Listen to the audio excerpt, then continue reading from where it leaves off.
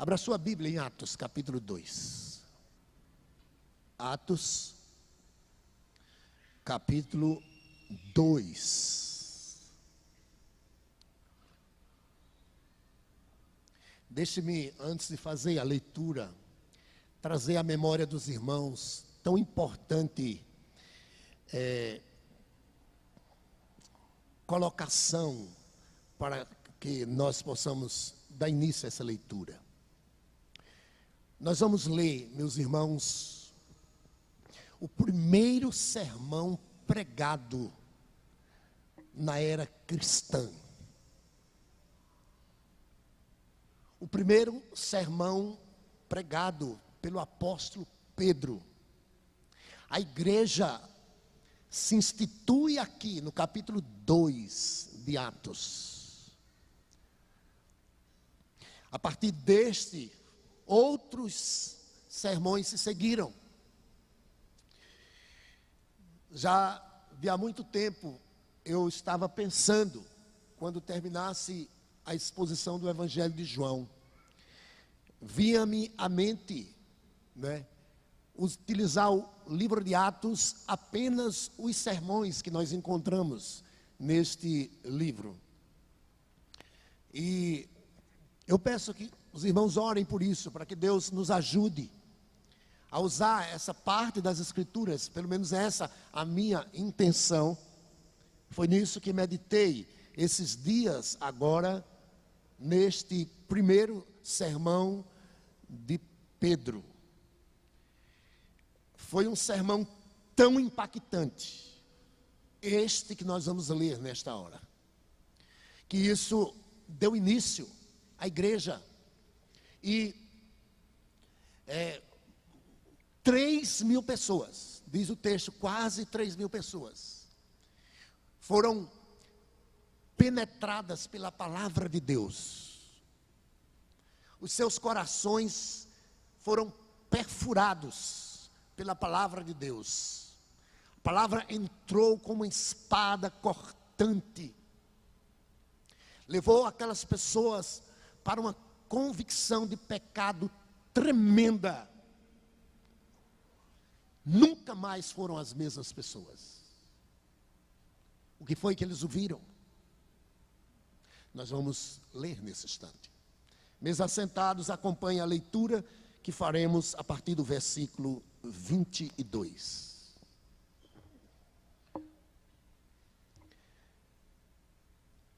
Diz assim a palavra: varões israelitas, atendei a estas palavras de Jesus, o Nazareno, varão aprovado por Deus diante de vós, com milagres, prodígios e sinais, os quais o próprio Deus realizou por intermédio dele, entre vós, como vós mesmos sabeis.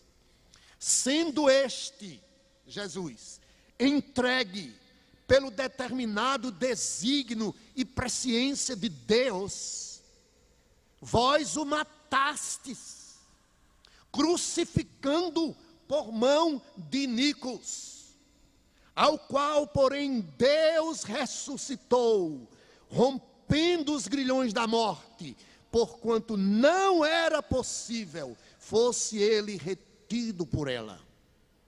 Porque a respeito dele diz Davi: diante de mim via sempre o Senhor, porque está à minha direita, para que eu não seja abalado. Por isso se alegrou o meu coração, e a minha língua exultou. Além disto, também a minha própria carne repousará em esperança. Porque não deixarás a minha alma na morte, nem permitirás que o teu santo veja corrupção. Fizeste-me conhecer os caminhos da vida, encher-me-ás de alegria na tua presença. Irmãos, seja-me permitido dizer-vos claramente a respeito do patriarca Davi, que que ele morreu e foi sepultado, e o seu túmulo permanece entre nós até hoje. Sendo, pois, profeta, sabendo que Deus lhe havia jurado que um dos seus descendentes se assentaria no seu trono, prevendo isto, referia-se à ressurreição de Cristo, que nem foi deixado na morte, e nem o seu corpo experimentou corrupção. A este Jesus, Deus ressuscitou, do que todos nós somos testemunhas. Exaltado, pois, à destra de Deus, tendo recebido do Pai a promessa do Espírito Santo, derramou isto que vedes e ouvis. Porque Davi não subiu aos céus, mas ele mesmo declara: disse o Senhor ao meu Senhor: assenta-te à minha direita, até que eu ponha os teus inimigos por estrado dos teus pés. Esteja absolutamente certa, pois toda a casa de Israel, de que este Jesus, que vós crucificastes, Deus o fez Senhor e Cristo. Baixe a sua cabeça para uma pequena oração. Peça ao Senhor que fale ao seu coração nesta hora.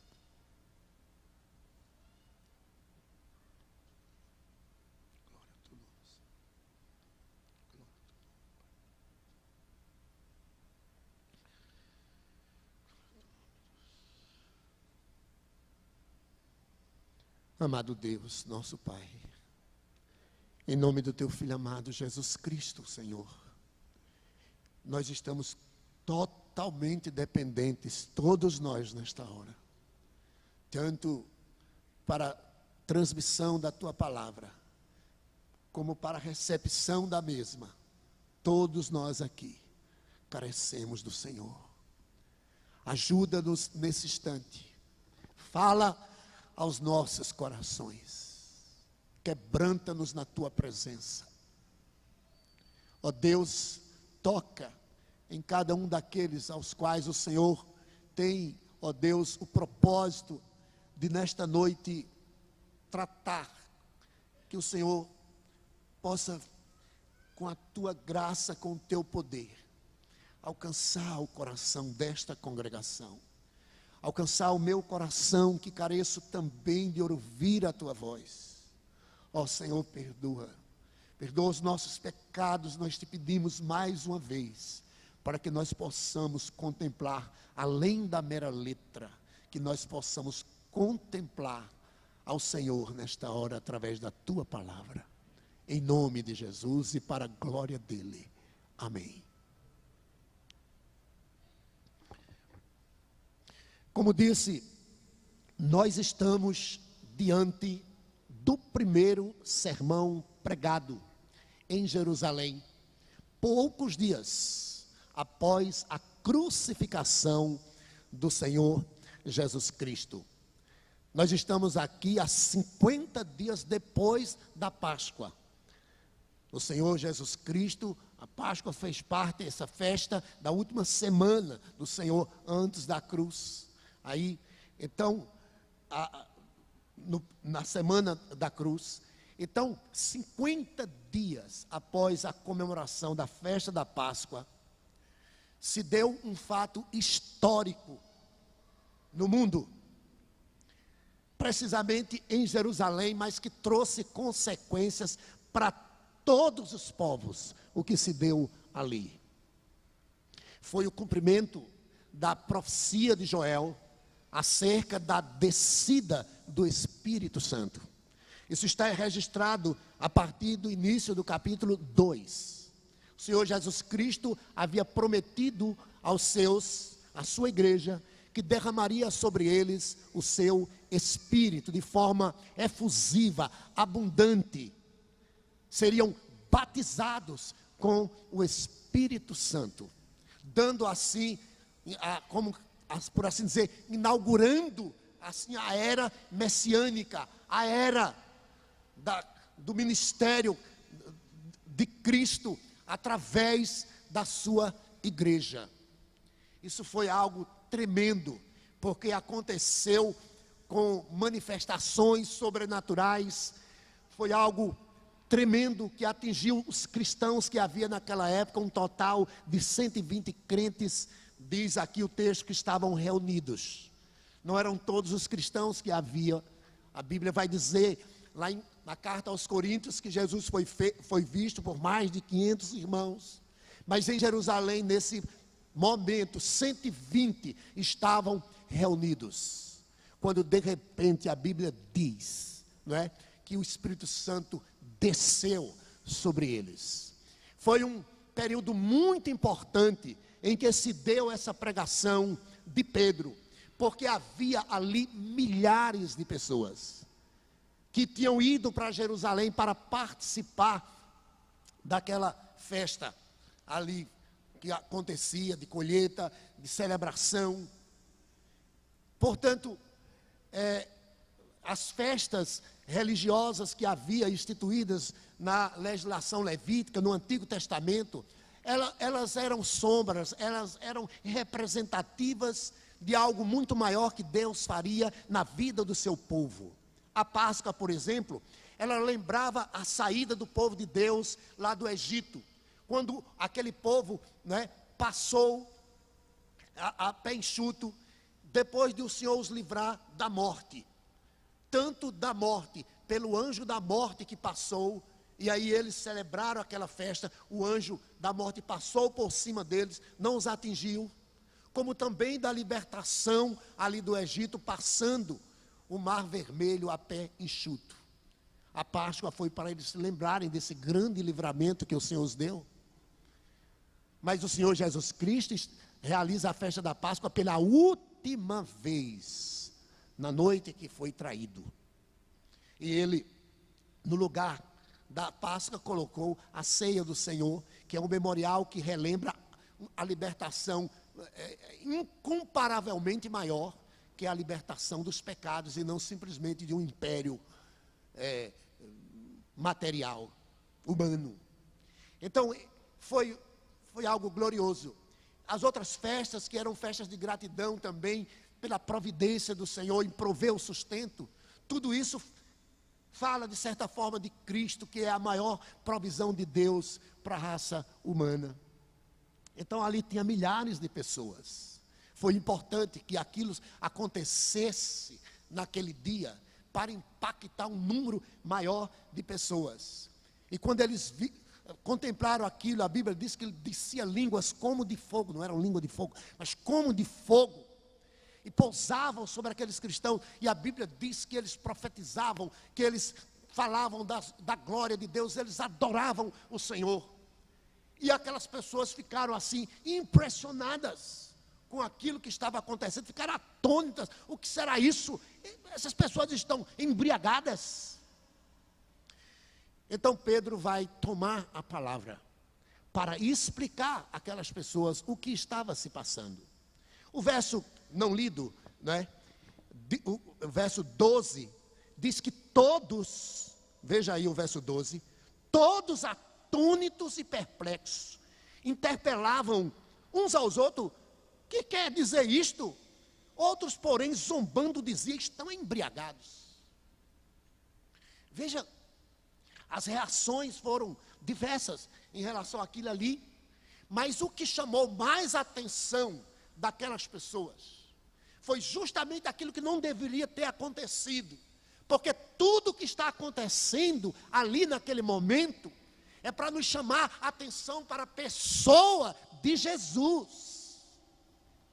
Por isso Pedro vai tomar a palavra, porque eles estavam tão somente impactados com a questão, os fenômenos que aconteciam ali, os sinais que aconteciam ali, as manifestações extraordinárias que estavam acontecendo ali, quando na verdade ali estava sendo inaugurada uma era tremenda. A era em que o Messias seria proclamado. E o Espírito Santo, ele veio para preparar este ambiente, ele veio para capacitar a igreja. E, no entanto, a ênfase que muitas igrejas dão a essa parte das Escrituras é na obra do Espírito Santo, é na questão sobrenaturais e manifestações. Até fazem tem um slogan famoso chamado Calvário e Pentecoste, Calvário e Pentecoste, Calvário e Pentecoste.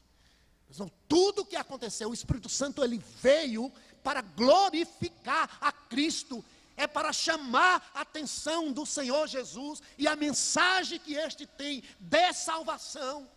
Foi por isso que aquilo ali aconteceu.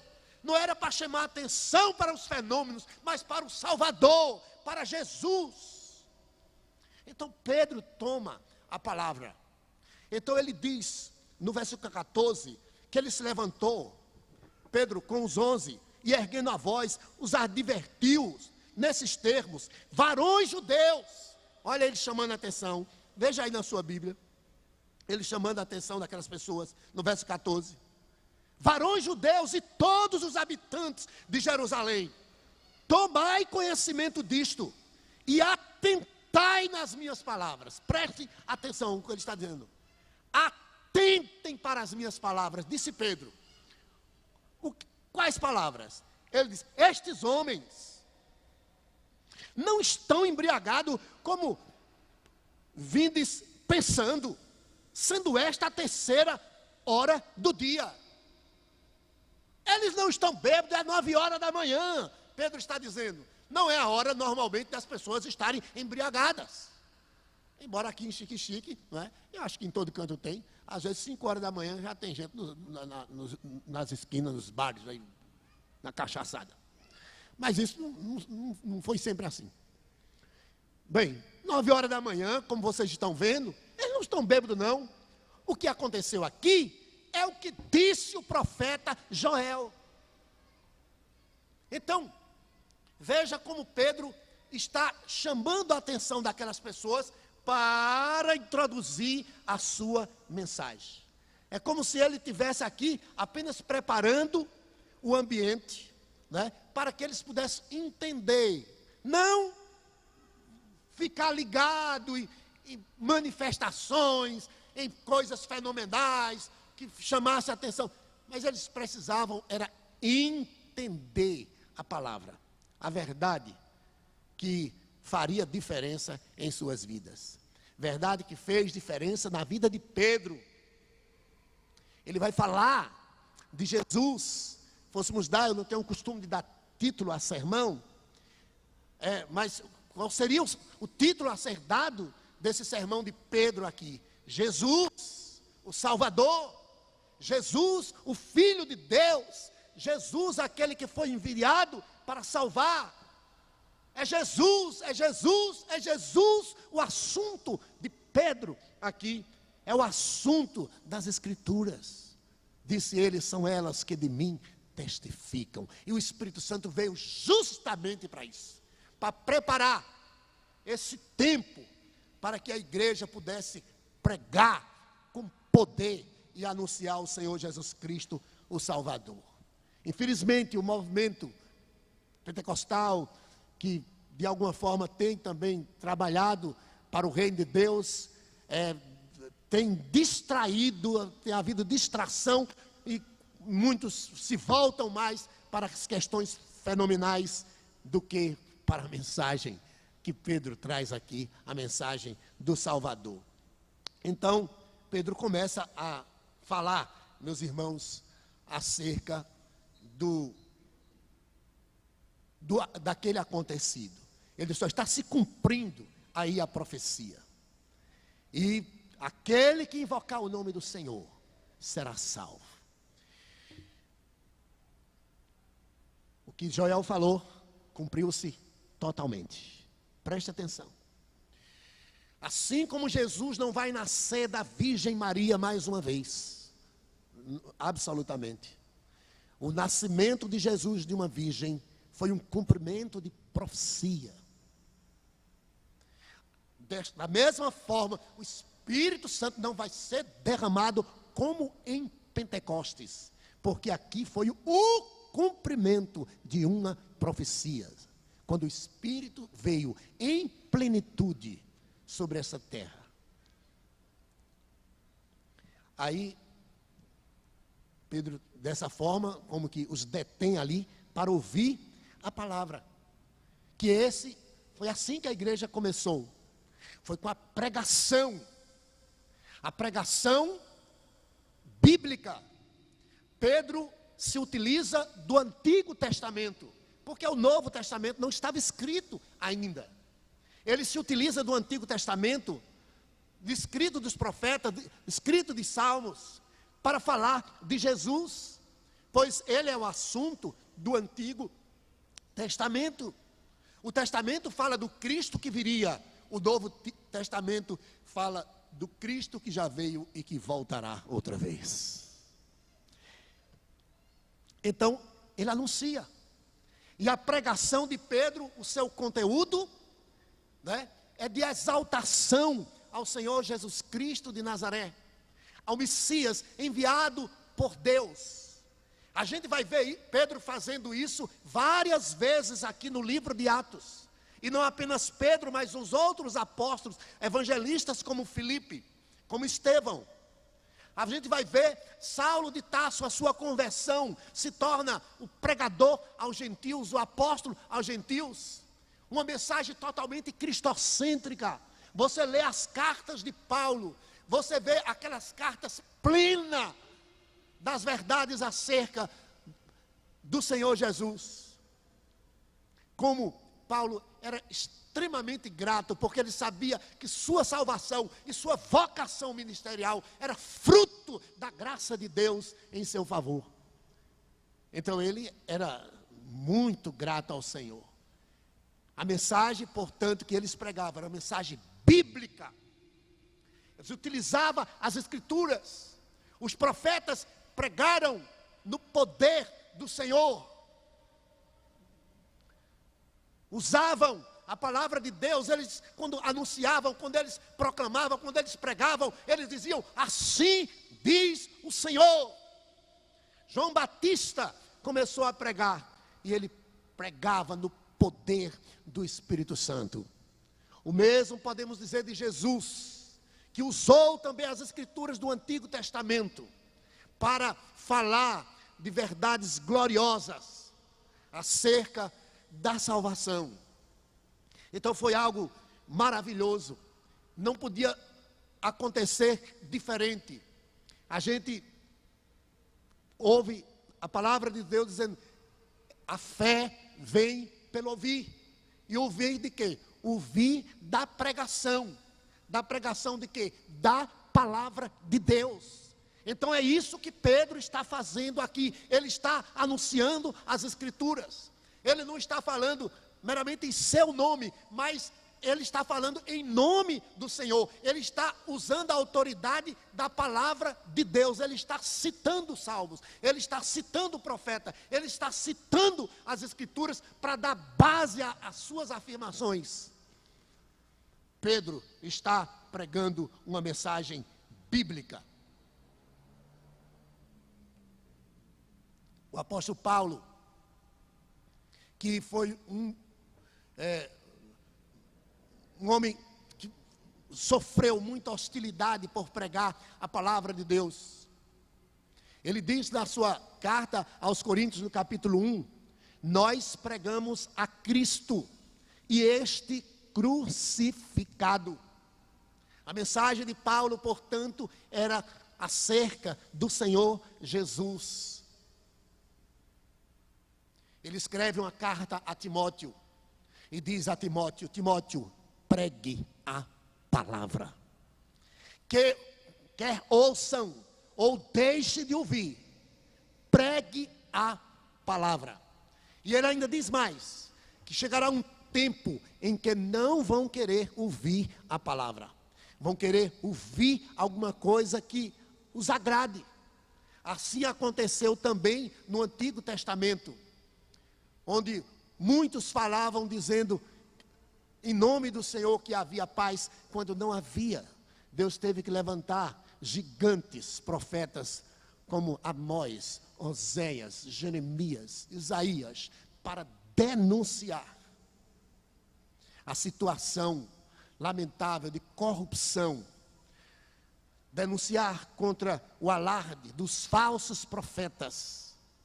O apóstolo Paulo disse: olha, Timóteo, dias difíceis chegarão.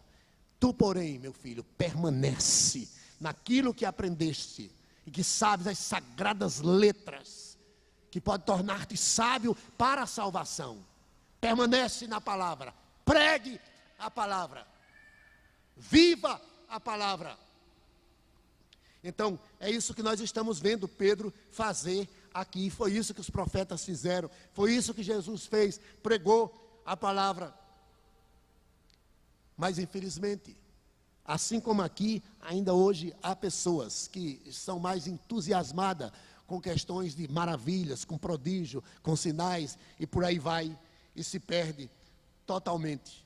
Pedro usa a palavra e o seu tema é Jesus. Mas o que ele diz de Jesus? Verso 22. Varões israelitas, atendei a estas palavras. Olha como ele começa. Varões israelitas, homens de Israel, ouvintes, atendei a estas palavras.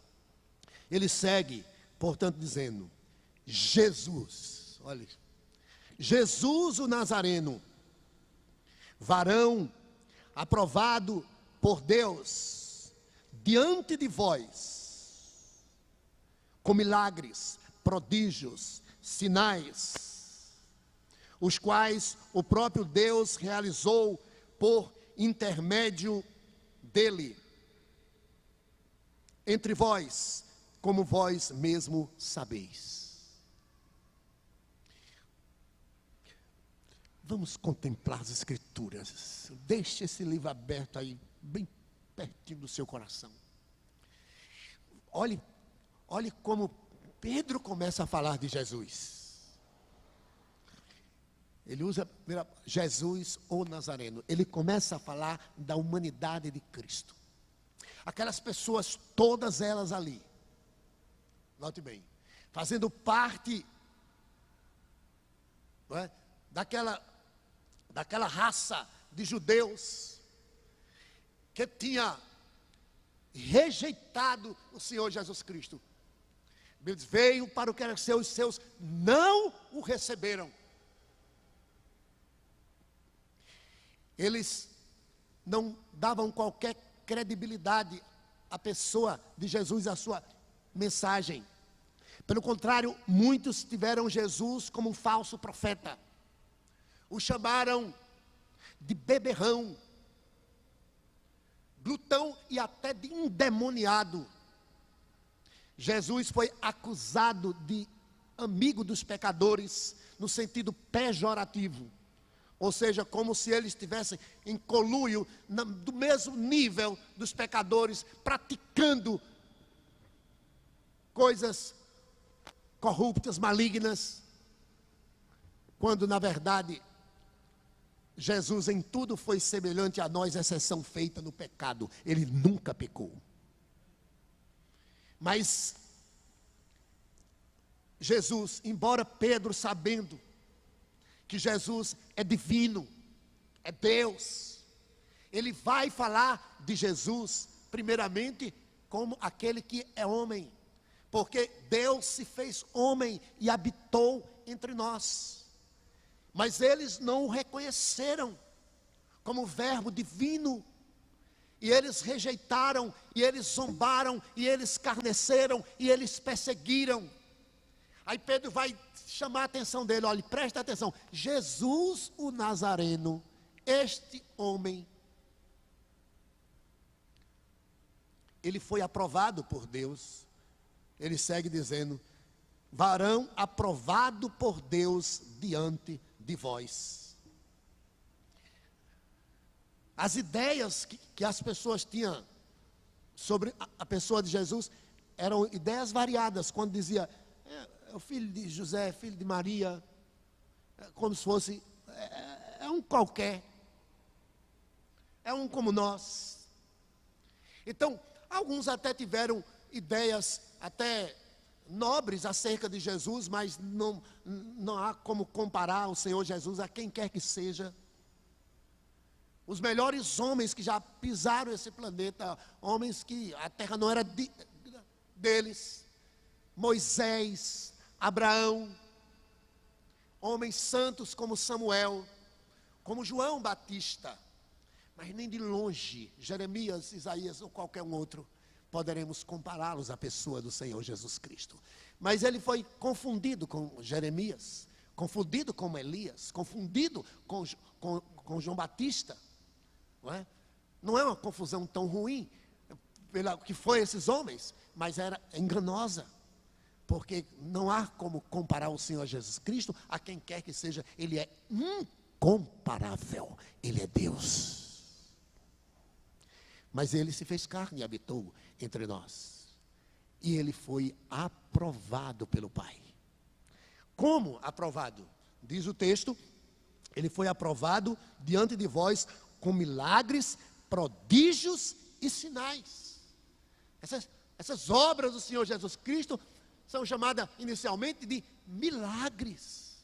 Ou seja, a natureza das obras do Senhor Jesus Cristo, que Ele realizou, não era de natureza terrena, humana, material, mas eram milagres.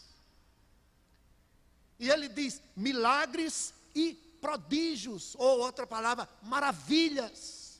Ou seja, as obras que o Senhor Jesus Cristo realizava eram tidas como prodígios, como coisas maravilhosas, como coisas gloriosas, grandiosas. Foi assim que reagiram os discípulos, quando Jesus acalmou o mar, acalmou a tempestade, repreendeu os ventos. Ficaram maravilhados e disseram: que homem é este? Ou seja, isto é uma maravilha, que até os ventos lhe obedecem. Jesus, portanto, realizava milagres. Isso era algo prodigioso, maravilhoso. Mas isto tudo eram sinais. Ou seja, havia uma intenção no Senhor Jesus Cristo. Sinais são indicadores. E os milagres que o Senhor Jesus Cristo realizou, portanto, foram para indicar que Ele é Deus, que Ele é o Senhor, que Ele é o Salvador, e crendo nele possamos ter vida, vida em seu nome. É assim que João conclui o capítulo 20 do seu Evangelho. Os milagres estão escritos para que creiamos que Jesus é o Filho de Deus e crendo tenhamos vida em seu nome. Portanto, as obras de Cristo foram de natureza fenomenal, foram de natureza divina, foram milagres. Deixaram, portanto, as pessoas maravilhadas. E indicava que Ele é o Senhor e Salvador, mas infelizmente muitos não perceberam esta verdade. Pedro está mostrando a essas pessoas que aqueles que eles rejeitaram, que eles odiaram, que eles prenderam, que eles crucificaram, que eles mataram, ele foi homem aprovado por Deus. Mas, meus irmãos, e queridos ouvintes da palavra de Deus, essas pessoas religiosas tinham a expectativa da chegada do Messias, mas eles não aceitavam que Jesus fosse o enviado por Deus Pai. Não, repeliram totalmente, até porque o que eles tinham conhecimento há pouco tempo atrás é que Jesus tinha sido crucificado, estava morto. Esse não era o Messias para ele. Então, aqui o texto segue dizendo que ele foi aprovado através dessas coisas, e Pedro ainda diz mais. Veja como Pedro enche essas pessoas de responsabilidade. Entre vós, como vós mesmos sabeis. Ou seja, eles viram, vocês mesmos sabem das obras que ele realizou, porque muitos dos milagres do Senhor Jesus Cristo foram totalmente públicos. Se a fé viesse pelo ver, né, as pessoas tinham de fato aquecido, tinham atendido, tinham crido plenamente mas não vem. Mas Jesus queria indicar, queria chamar a atenção deles para a verdade da salvação. Mas rejeitaram. Mas eles não tinham como se desculparem, porque eles viram coisas tremendas acontecer. Deviam ter indagado mais, deviam ter procurado mais, deviam ter se humilhado mais. Então Pedro agora fala da morte de Jesus. Verso 23. Sendo este entregue pelo determinado desígnio e presciência de Deus, vós o matastes, crucificando por mão de iníquos. Pedro agora vai falar da morte do Senhor Jesus Cristo. Isso é algo tremendo, algo glorioso, mas para aquelas pessoas não fazia muito sentido anteriormente, mas agora Pedro, ungido pelo Espírito Santo, estava mostrando a verdade para elas, para que elas fossem convencidas eles fossem convencidos da loucura que cometeram. Provavelmente muitos daqueles que ouviram a Pedro ali estavam no ato da crucificação do Senhor Jesus. Mas mesmo que não estivessem, alguns ali, a atitude que Pedro está levando aquelas pessoas a se conscientizarem, não é uma atitude meramente particular daquelas pessoas, mas há algo de federal ali. A raça humana está como, por assim dizer, representada ali naquele povo, porque se eu estivesse lá, eu tinha agido da mesma forma que eles agiram. E se vocês estivessem lá também, da mesma forma teriam reagido como estas pessoas. Então, descreram totalmente do Senhor que foi aprovado por Deus. Então Pedro fala da morte. E ele diz duas coisas aqui muito importantes. Ele mostra que a morte do Senhor Jesus Cristo foi um ato movido pela soberania de Deus. Veja o que ele diz: sendo entregue pelo determinado desígnio e presciência de Deus. Então, fizeram isso com Jesus, mas note bem, vocês fizeram isso com o Messias, mas isto era plano de Deus. Ele veio com essa finalidade de dar a sua vida. Pedro está explicando essa verdade aqui profunda, que não tira daquelas pessoas que o mataram a responsabilidade pelo ato praticado. Quem conduziu o Senhor Jesus Cristo à cruz foram os nossos pecados. Foi pelos nossos pecados, foi pelas nossas maldades que ele foi crucificado. Era o plano de Deus, mas não tira a nossa responsabilidade. E isso está exemplificado, por exemplo, na questão de Judas. Abra sua Bíblia em Lucas, capítulo 22, e você vai ver essa ação soberana de Deus junto com a responsabilidade individual do pecador. Uma verdade não anula a outra, absolutamente. Lucas, capítulo 22, versículo 22. Lucas 22, 22. Porque o Filho do Homem, na verdade, vai segundo está determinado. Isso aqui é a soberania de Deus. Isso aqui é o decreto de Deus. O Filho do Homem, o Senhor Jesus Cristo, o que está acontecendo com Ele, foi determinado por Deus. Foi um ato da livre e soberana vontade de Deus. Mas olha a responsabilidade humana seguindo aí, ó. Mas ai daquele, por intermédio de quem ele está sendo traído. Então, uma coisa não anula a outra, de forma alguma. Filho de Deus está indo conforme foi determinado, mas ai daquele. Ele foi entregue, voltando a Atos, capítulo 2, pela presciência de Deus Pai. Que confusão algumas pessoas fazem com essa palavra presciência. Ou seja, porque é como se fosse um conhecimento antecipado. Deus fez alguma coisa porque lá na frente ele olhou e viu que aquela coisa ia acontecer. Como se Deus estivesse precisando de alguma informação lá do futuro para fazer os seus decretos, para tomar as suas decisões. Não, ele não seria Deus por isso. Isso aqui é determinativo. É um decreto de Deus. Ele não viu lá na eternidade que o seu filho viria.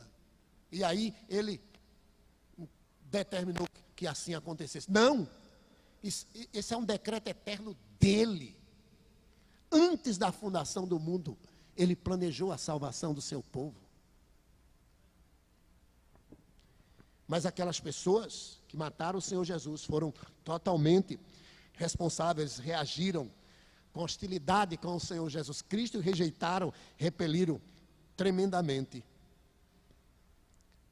Era motivo para ele dizer, então ele não é o Messias, ele morreu.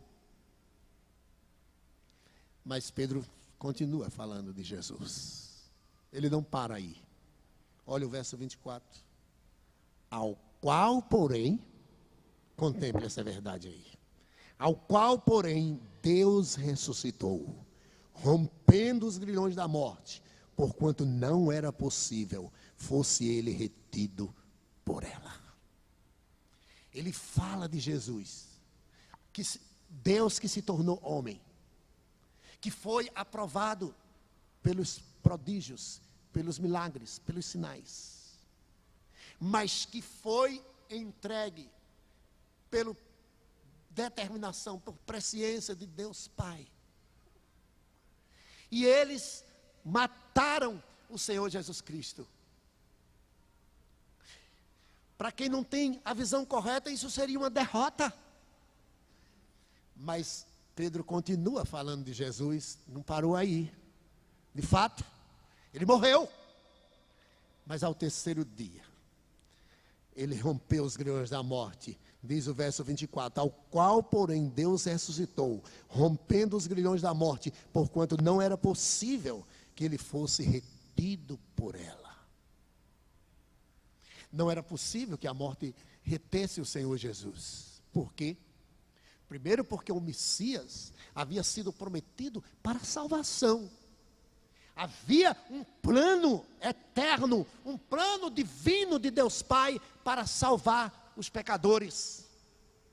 E esse plano passava pela morte do seu filho, que foi chamado por João Batista de Cordeiro de Deus, que tira o pecado do mundo. Então, havia um plano de salvação. A morte não poderia deter esse plano. Ele fez uma promessa. Ele anunciou a sua morte.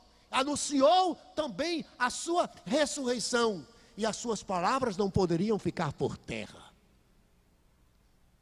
E Pedro vai citar as escrituras do Salmo 16, um deles, dizendo que ele não poderia ver corrupção. O corpo do Senhor Jesus Cristo não poderia entrar em estado de putrefação, se corromper. Mas ao terceiro dia, ele ressuscitou. Ressuscitou para provar que ele é o autor da vida, que a morte não tem domínio sobre ele. Essa verdade começou a impactar aquelas pessoas. Se Deus permitir, no próximo domingo nós daremos continuidade. Sejamos gratos a Deus, irmãos. Porque um dia foi a pregação do Evangelho. Não foi um prodígio, um sinal, uma maravilha. Mas foi a mensagem do Evangelho que tocou os nossos corações.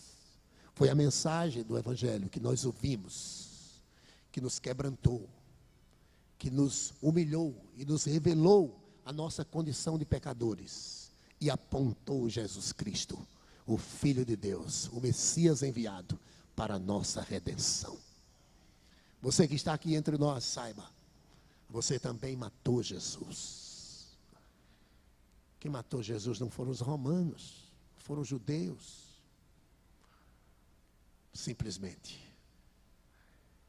Quem matou Jesus, quem levou Jesus à cruz foram os nossos pecados. E não há um justo sequer diante de Deus. Barrabás sou eu, Barrabás é você. Representantes da raça humana ali preferiram Barrabás, preferiram o pecado em pessoa do que o Filho de Deus.